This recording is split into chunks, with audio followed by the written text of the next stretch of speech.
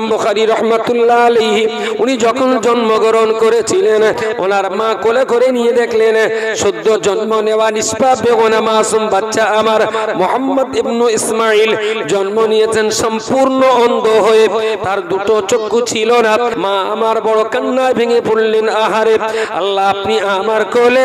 একটা অন্ধ সন্তান দান করেছেন, এই সন্তান আপনার দেওয়া, গোটা জগৎ অবজ্ঞা করলেও আমি তার মা তাকে অবজ্ঞা করতে পারি না। আপনি ইচ্ছা করলে আমার সন্তানের দৃষ্টিকে ফিরিয়ে দিতে পারেন, তবে আপনার কাছে আমি মান্যত করছি, আমার সন্তানের দৃষ্টিশক্তি যদি আপনি ফিরিয়ে দেন, আমার সন্তানকে আমি এমন রাস্তায় লেখাপড়া শেখাবো, পৃথিবীর দিন ও ঈমানের ব্যাপারে যত মানুষের অন্তর চক্ষু অন্ধ হয়ে রয়েছে,